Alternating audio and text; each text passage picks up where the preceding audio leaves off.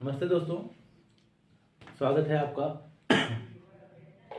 आज आपका रस भाग 5 है, जो आपका रस है भयानक रस। सबसे पहले ये जानिए, भयानक रस का स्थायी भाव क्या है? भय। अब भय कहाँ होता है? देखिए इसमें हम लिखे हैं, जब काव्य में भयानक वस्तुओं दृश्यों के वर्णन से हृदय में भय का भाव उत्पन्न होता है, तब हम भयानक रस होता है। जब कोई काव्य आप पढ़ेंगे या कोई भी कहानी भी पढ़ेंगे, उसमें कोई ऐसा दृश्य दिखाया जाएगा तो लिखा रहेगा, तो आपको डर उत्पन्न होगा। तो वहाँ कौन सा रस होगा भैया? भयानक। भयानक रस का स्थायी भाव भय। बस इतना जानिए आप, भयानक रस का स्थायी भाव भय। अब देखिए उदाहरण लिखिए भैया। एक उदाहरण आपका ये है, इसको आप लोग समझ लीजिए कैसे आप पकड़ेंगे कि भयानक रस कहाँ है इसमें। अब देखिए, उधर गरजती सिंधु लहरिया, उधर गरजती सिंधु लहरिया, कुटिल काल की जालों सी चली आ रही है, फेन उगलती फन फैलाए ब्यालों सी। अब देखिए, उधर गरजती, गरजती मीन्स गर्जना, सिंधु मीन्स क्या होता है भैया? सिंधु एक नदी का नाम है, और ये लहर है। मान लीजिए हम बताएं उदाहरण, जैसे आप समुद्र देखे हैं, समुद्र जब लहर उठती है कितना तेज उठती है, तो आपको डर लगता है। उसके पास जब रहेंगे तो आपको डर लगता है, तो भय, उसमें कौन सा रस मिलेगा? भय ना। तो देखिए यहाँ वर्णन किया है, उधर गरजती सिंधु, मतलब जब आ रही है गरज गरज लहर, लहर अपनी लेके तेज ना, कुटिल काल की, काल जैसी लग रही है, फिर चली आ रही है फेन। कभी देखे होंगे आप, गए होंगे समुद्र जहाँ, वहाँ फेन निकलता है। फेन मतलब जैसे वो साउंड वाला फेन नहीं होता, उसी तरह उसमें भी फेन निकल रहा है। फिर उगलती, क्या? उगलती फन जैसे फैलाए ब्यालों सी। फन, फन मतलब ब्यालो मतलब क्या है भैया? सांप। क्या होता है? सांप। कैसे लग रहा है जब समुद्र आ रही है लहर अपनी, जैसे सांप नहीं फैला रहा था फन जैसा, वैसे लग रहा है। तो उसमें देखिए आपको भय लग रहा है ना, भय नामक अस्थायी भाव इसमें दिख रहा है ना। तो कौन सा रस हुआ इसमें? भय। एक उदाहरण और देखिए, जैसे एक ओर अजगर लख, एक ओर मृगराय, बिकल बटोही बीच ही परियो मूर्छा खाए। एक ओर अजगर लग रहा है, एक ओर मृगराय, मृग मने मृगराय मने शेर, बिकल बटोही, बटोही मतलब रास्ता, बीच ही में परियो मूर्छा खाए। मान लीजिए ये रास्ता है ना, एक तरफ क्या है भैया? अजगर, क्या है? अजगर ना। एक तरफ क्या है आपका? शेर। बीच में कोई राही आदमी यहाँ है ना, बेचारा इधर देख रहा है तो भी डर लग रहा है, उधर देख रहा है तब भी डर लग रहा है। तो बीच में मूर्छा खाकर गिर गया। क्यों गिर गया? क्योंकि उसके अंदर भय पैदा हो गया ना। यहाँ देखिए भय आ गया ना, तो भय जब आ गया तो कौन सा रस होगा? भयानक रस।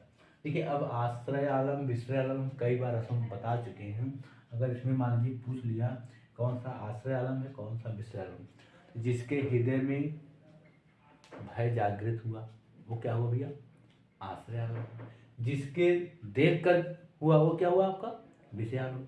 जैसे मान लीजिए पूछ लिया इसमें आश्रय आलम्बन क्या है और विषय आलम्बन, तो इसमें अजगर क्या है? अजगर और शेर क्या है भैया? विषय आलम्बन है। क्योंकि जो राही था, बटोही था, इसको देखकर ही गिर गया ना, भय हो गया। और जो राही बटोही था, जो आदमी था, क्या है ये आश्रय आलम्बन। ठीक है, अब चलिए चलते हैं दूसरे। देखिए एक बार हम बता दिए हैं आश्रय और विषय आलम्बन, उसी तरीके से आप हल कर लीजिएगा। चलिए चलते हैं दूसरे रस पर।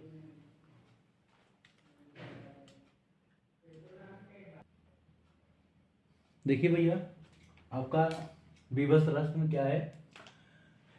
बीभत्स, पहले आप ये जानिए, बीभत्स रस का स्थायी भाव क्या है? जुगुप्सा। जुगुप्सा या तो घृणा, अगर घृणा रहे ऑप्शन में, घृणा भी आपको मानना। पहले पूछेगा बीभत्स रस का स्थायी भाव क्या है, तो जुगुप्सा है। अब जुगुप्सा कहाँ होता है? रुधिर, मांस, नैतिक पतन आदि घृणित वस्तु को देखकर या सुनकर या उत्पन्न हुई घृणा या जुगुप्सा, घृणा या जुगुप्सा से बीभत्स रस की निष्पत्ति होती है। निष्पत्ति मतलब उत्पत्ति होती है। जैसे एक उदाहरण देखिए, यहाँ देखिए, रक्त मांस के सड़े पंख से उमड़ रही, रक्त मांस के सड़े पंख से उमड़ रही महाघोर दुर्गंध रुद्र हो उठती श्वास। फिर क्या है, तैर रहे गले अस्थि खंड सत, रुंड मुंडल कुत्सित क्रीम, संकुल करदब में महानाथ। देखिए यहाँ पर वह चीज वर्णन किया गया है, जैसे रक्त है, रक्त मतलब खून, मांस, और क्या है, सड़े हैं, क्या है, सड़ गए हैं, तो इससे दुर्गंध आ रही है। पंख मतलब कीचड़ होता है, उमड़ रही है मतलब दिख रहे हैं, बहुत मतलब घृणा हो रही है, महाघोर दुर्गंध, बहुत दुर्गंध आ रही है, रुद्र हो उठती है श्वास, मतलब श्वास लेना बहुत दिक्कत हो जाती है वहां। तैर रहे हैं गले अस्थखंड, मतलब जो कीचड़ है वहां तालाब में हड्डियां जो है तैर रही हैं, तो आपको देखिए घृणा उत्पन्न हो रही है ना, तो वहां पर कौन सा रस होगा भैया, जुगुप्सा रस, बीभत्स रस, इसका स्थायी भाव जुगुप्सा। ठीक है, ये इतना आप समझ जाइए। अगर इसमें मान लीजिए पूछ लिया, इसमें विषय आलम्बन क्या है, कोई बता सकता है? ये चीज, यही देख के हो रहा है ना उसको, सड़े मांस और क्या है, दुर्गंध है, हड्डी, ये सब क्या है, विषय आलम्बन। और आश्रय आलम्बन क्या होगा, कवि, पाठक, श्रोता, सुनने वाला, जो ये सब पढ़ रहा है उसके अंदर क्या होगा, आश्रय आलम्बन और विषय आलम्बन। ये आपका मांस, सड़े, और ये अस्थि, हड्डी है। जैसे कोई चीज नहीं मर जाता है, सड़ जाता है, उसको फेंक देंगे, देखिए कितना बदबू मारता है, वहां कौन सी रस होती है भैया, जुगुप्सा। ठीक है, अब चलिए चलते हैं दूसरे रस पर।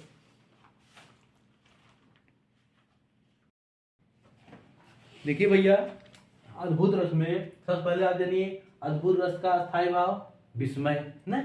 अब देखिए इसके लक्षण क्या है अद्भुत रस के, कैसे आप पहचानेंगे कि अद्भुत रस है। जैसे जहां किसी अलौकिक घटना, दृश्य आदि को देखकर हृदय में विस्मय नामक स्थायी भाव जागृत होता है, वहां कौन सा रस होगा, अद्भुत रस। जैसे उदाहरण देखिए, अखिल भुवन चर अचर जगत हर, अखिल भुवन चर अचर जगत हरि मुख में लख मातु, लख माने देखना, हरि मुख माने श्री कृष्ण भगवान के मुख में, कौन, माता उनकी, कौन, माता कौन थी, जसोदा। फिर चर अचर जगत में संसार, चकित भई गदगद वचन, विकसित दृग पुलकार।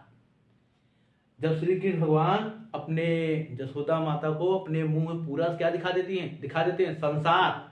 अरे छोटा सा बालक कहाँ से ये सब, मतलब चकित हो गई, कौन, माता उनकी, पुलकित हो गए उनके आंख देखकर, एक टक, अरे ये अचंभा लग गया।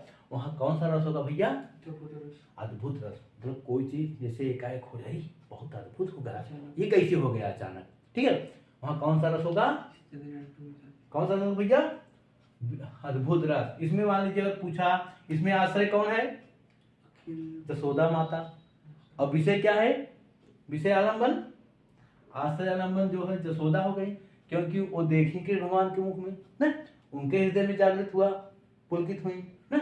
और विषय कौन, कृष्ण भगवान, कृष्ण भगवान के मुख में देखकर क्या हुए, गदगद हो गए, पुलकात हो। अगर पुलकात शब्द आ जाए, मान लीजिए वहां पर अद्भुत रस होगा, या तो कोई ऐसी चीज आ जाए जो कभी जल्दी हुआ ना हो। ठीक है, अब चलिए चलते हैं दूसरे रस में।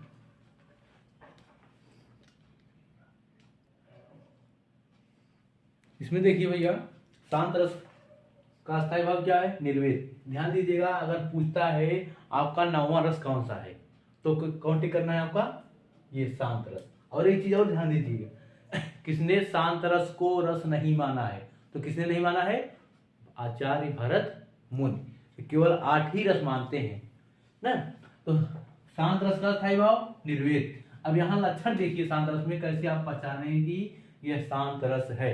जैसे तत्व ज्ञान की प्राप्त अथवा संसार से वैराग्य होने पर शांत रस की उत्पत्ति होती है, जहां पर न दुख न सुख है, न द्वेष है न राग है, न कोई इच्छा ऐसी मन स्थिति से उत्पन्न रस को हम शांत रस कहते हैं। समझे कि नहीं भैया? ऐसी जगह जहाँ तो ना हमें किसी की लालच हो, न किसी से लगाव हो, वहाँ अगर ऐसी स्थिति आती है तो वहाँ कौन सा रस होगा? शांत रस। न किसी प्रकार की इच्छा नहीं, वैराग्य धारण कर लीजिए। जैसे साधु सन्यासी होते हैं ना, उनको किसी प्रकार की इच्छा नहीं होती। उसी तरह देखिए एक ये पंक्ति है, किससे लिया गया है जानते हैं आप? विनय पत्रिका से है ये। मान लीजिए पूछ लिया ये पंक्ति किस पत्रिका से, किससे रचना से? तो विनय पत्रिका। विनय पत्रिका किसकी रचना है भैया? किसकी है? तुलसीदास। तुलसीदास की और कौन रचना है? तुलसीदास। अब ये मान लीजिए पहले हम इसको बता दें। अब लव नसानी अब न सही हो न, राम कृपा भव निशा सिरानी, जागे फिर न डसई हो, श्याम रूप सुच रुचिर कसौटी, चित कंच नहीं कसई हो।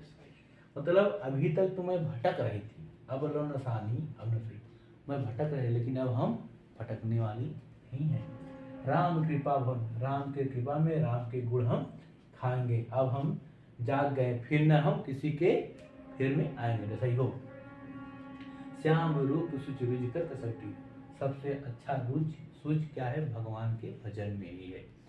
देखिए यहाँ किसी प्रकार की आपकी लालसा उत्पन्न हो रही है? नहीं हो रही है। यहाँ बस शांत रस होगा, ठीक है। अब एक चीज ध्यान दीजिए, अगर पूछ लिया अब लो नसानी अब न सही हो किस रचना से है, तो आप क्या कहेंगे? विनय पत्रिका।